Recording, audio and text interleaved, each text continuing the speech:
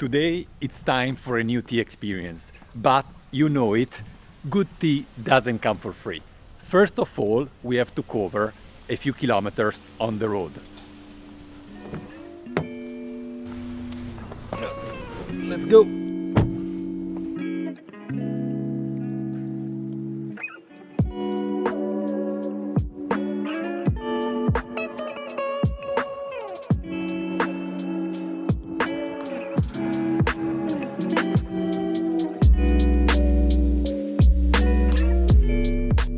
And after 1.5 hours in the car, we have arrived in Villach, Austria.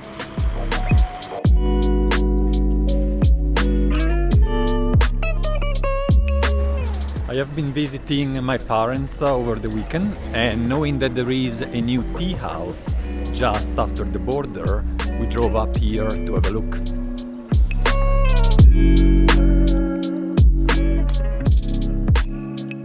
It is in a quiet pedestrian road downtown, close to the river, and here I am. The owner doesn't know that I am arriving, so it will be a surprise. I've just seen some people that are coming out of the tea house. Let's have a look. Hello.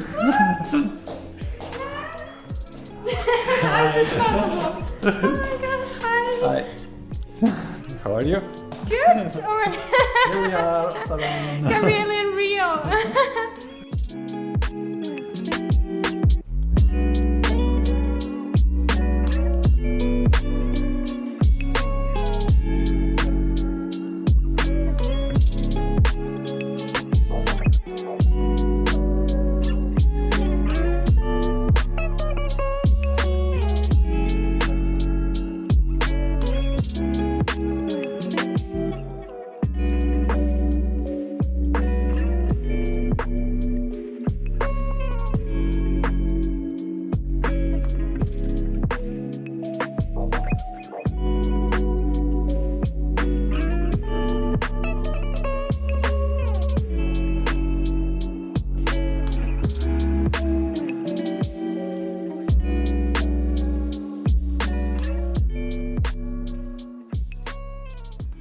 We finally had a moment of relax. The shop was quite crowded. Hopefully we will have a few minutes for us before the next customer come in. So, where we are, what I'm doing here, maybe first of all, Melanie from Hi. Teahouse, Villach. Yeah. Here we go. How did we met each other? Do you remember actually? I actually know you as a virtual person first because of the YouTube channel, of course. So I technically knew you before you ever heard of me. I watched a bunch of YouTube videos, and it was very helpful for me because there is also videos like more practical ones, less about tea on the channel, like how to open a tea shop, what to consider. Yes. Yeah, so I watched these and a bunch of others, and I got more the feeling that you're very open-minded, willing to share your experience, so I thought you're the right person to reach out to. So you wrote me an email? Because I really don't remember. So you wrote me an email? Okay. Yes. Okay, because then, Melanie just opened this tea house in Villach just a week ago. Yes, yeah. Very, very recently. And she contacted me to have some advice. Then we started cooperating. So some of the teas that you see here, some of the teaware that you see here, you see them also in the nannuoshan shop. That's not by chance. But you have also other teaware, other tea. And guess what? Really, the one that I wanted to try was something different, to see the competitors, because I rarely taste tea from competitors. And here we have, this is a Darjeeling, right? Yes, this is Darjeeling First Flush. Mm-hmm. Yeah, you really have that spiciness typical of Darjeeling First Flush.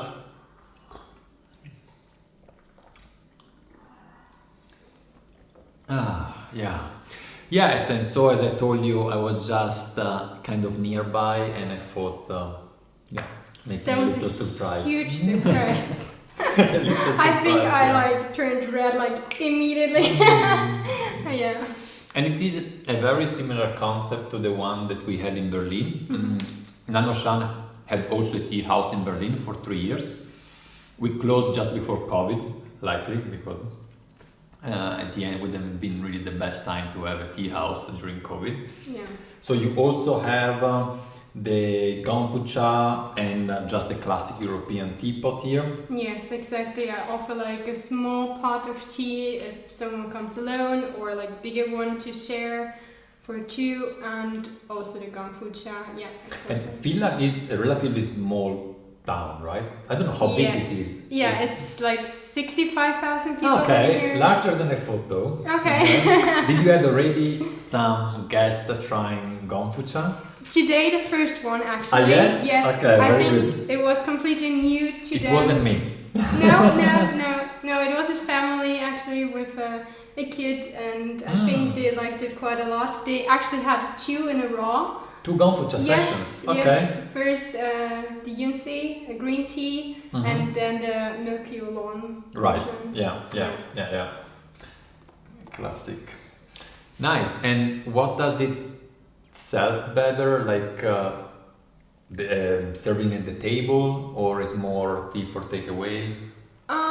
Takeaway not at all, but I would say 75% come in buying tea and like 25% To sit down. Okay. I think they don't know yet that it's existing. So Yeah. Well, yeah, it's just a week, right? So you guys have to share the work, and it's a nice place actually for other reasons, Villach, not only for tea now. But I've been here, for example, in the past. There are some famous hot springs, or they have, and it's really beautiful. Actually, one of the best I've been in Europe. For it's not too expensive compared with other places, but it's good for outdoor lovers. Yeah, huge facility there for hot springs, and the city center is also very lovely. Yeah, especially in summer. Now it's. First guest coming. Hi.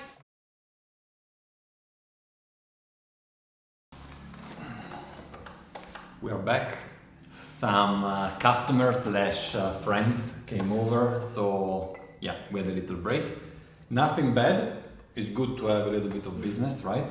Yes. And in the meantime, we actually took another tea. We have here a silver needle. Yes. Do you want to pour? Yeah. Is another tea from the competitors, just to see how it compares to ours. And it is probably a silver needle from Yunnan, what we usually call Yue Guanbai, the moonlight white. Well, let's leave it for a little bit. And let's see how it goes. I'm really excited because I very seldom drink tea of other shops, so it's always nice to try new things out. What I noticed that you have here is this book. Did you read it all? No, not all. I tried, but probably 50% only. Yeah. But it's certainly, first of all, it's a book about which probably I have to do a video. I have also a copy at home. It is made by Lengaste in Switzerland, in Bern. One of my favorite tea shop overall. Actually, I should go there and do a video finally. You haven't been there yet? No, not with the camera. Okay. And they have a tea school. So they do also classes, and out of these classes, I think they created this massive book with beautiful pictures from China. Yes, exactly. It has good information and beautiful pictures. Yeah. And what about herbal tea? Since we don't have them, and nannuoshan, do you sell them well? Yeah, I actually sell them quite well. Most people are, I would say, probably 50% are coming in and asking for herbal. Really? Yes. 50%? Yes. Okay. Yeah, and I get asked a lot about like mixes, but I only have them pure here. I don't have them mixed with anything, so you blends of herbs? Yes, blends. Yes, exactly. Okay. Yeah. Because you have only organic herbal teas, right? Exactly. It's like the classic people ask for, like peppermint, chamomile, Greek mountain tea sells very well. It's That's also good looking in the Greek packet. mountain tea. Yes, I get it from a small farmer. Cool. Yeah, he does it with his wife, small scale, and I already get it pre-packaged. I only put like little just the stickers label on. and Yes, so it's very that's good, convenient for me. And here you see already the difference between running a physical shop like this one or Teahouse and running an online shop like ours. We also have a section of herbal tea. We never sell them because all the customers that search for us are very into Gonfucha and this type of elite tea. While here you have to serve also the people that just pass by, right? Yes. And so you really need those teas that people expect to. Yeah, it's herbal tea is a few classic like Earl Grey, maybe Assam. Yes, exactly. Even Darjeeling is relatively well known. Yeah. And then it's just about teaching the people that there is a world beyond that. Yeah. And slowly, I'm sure actually you will create your own customerships. Yeah. Yes. There's also quite a bunch of people like asking for sugar for their tea, which is probably uncommon for you. Yeah, but I mean, when we had the Teahouse, we had the same problem. So that's coming from the same issue. Sometimes you can get those sugar crystals. Yeah. That are a little bit less, has a little bit less of a proper taste and known taste. So they just sweeten the tea without changing too much the taste. But yeah, that's it's always best to like tell them try it without, and if you still want sugar, then of course I have it here. Like this tea, which is actually really good, is not bitter at all. So you can also propose some teas to get started that are not bitter, and then you realize, oh, maybe it's just my tea at home that is bitter, not necessarily every tea. I would say it's almost sweet. It's very sweet, yeah. And I'm convinced it actually from Yunnan is also taste like Yunnan tea. But very usually it can be a little bit rough. Yunnan tea is like, it's poor, that family is this is also largely variety, substantially. You just, it's a tea that you feel in your mouth. But this is very full of taste and at the same time more delicate, maybe. Yeah. They certainly pick up a good. Speaking about where you're sourcing it, they pick up a good high price silver needle from there. Is it also high price? No. Is it also high price or does it sell for how much? The small package, I think it's 20 grams, 630. 630. Yes, if I'm not wrong. It's not bad. It's good price actually. I would have guessed. I always have it here on the counter as a cold brew. Also yes. This one, that renders really nicely. Yeah, because it's easier to do than offering hot tea. Hot tea easily loses the color if I have it on the counter for too long. Oh right, yeah. And the cold brew is easy and for sure. It's always good to have something here. Actually, it's a lot more likely to sell the things you have on a counter and people can try. Or those that you have on the shelves. So that's the same story. And maybe you can also rotate. You have a few teas that works well with cold brew. So it's an option.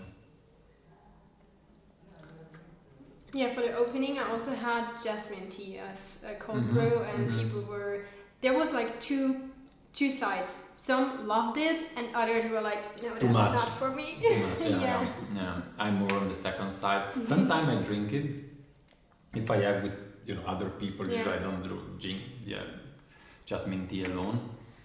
But it's always good from time to time to try also those teas that are not your top favorite, so that you keep your spectrum broad, right? Especially for us that we sell tea, we need to know how a jasmine tea tastes and what to advise. Let's do another brew.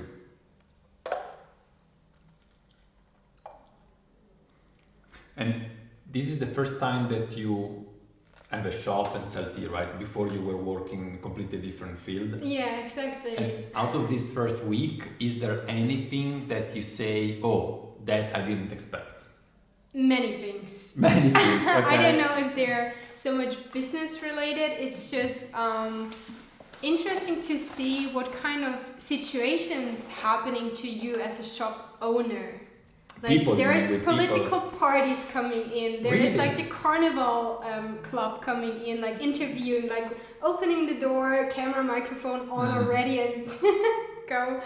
Or all kind of things happening. They didn't think before. And what about the customers? Are they? Everyone is kind, or sometimes you have the feeling, I have now to adapt a little bit and. Everyone was nice so far. I can't live up to the expectations of like these customers which would like to see this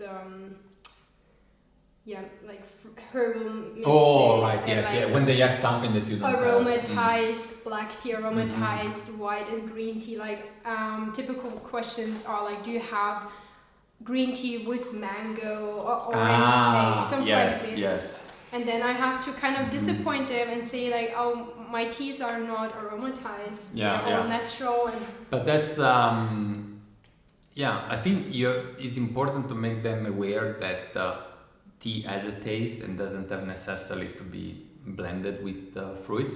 It's not bad, but one trick I usually use is if they ask me for blended tea, the way I explain it, I tell them, look, if you have a very good wine, you're not gonna use it for doing, let's say, spritz in Italy, when you mix it with sparkling water, right, as an apero. Yeah. You choose a lower quality wine. Now, we have here an attention for high quality tea, and we're not gonna do blends because otherwise you just don't take the most out of them, right? That's the way. And then, they make the association because everyone knows that there are very good wine and there are normal wines, right? And if you say, that's my niche, that's what I'm selling. And another trick also, you can point out that some teas have also a floral or a fruity taste. Maybe you do that already. And then you say them, instead of taking a bad tea and putting mango in it, let's try something that has a little bit of a tropical taste, like Yunsi that you mentioned. Or I think this one is maybe also a good choice. Yeah. Well, both come from Yunnan and have some similarities, right? Yeah. So that's because all in all, I mean, we love tea, and you guys watching probably are drinking tea pretty much at our same level, right? And as well as us that sometimes you go to your friends totally excited about your tea and they cannot really get it why you're so excited. It takes time, right? But I think that everyone is there with capability and potential interest to appreciate good tea. It's just a matter of time and introducing them. If you take a very fancy pour and the only thing they drank so far is maracuya and mango black tea, they will probably be disappointed at first, right? Yeah.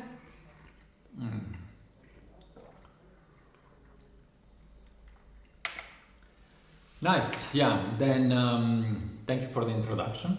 Thank you for coming by. Good luck with your shop. If you guys pass by South, shall we call it South Central or Southeast Austria? We can also just say Carinthia. Yeah, Carinthia, it's South Carinthia, Austria. Yeah, in the south of Austria. It's if you are in Germany, that's the way you pass through to go to Italy in summer. So stop by and say that. Enjoy the rest of your day. Bye. Bye bye.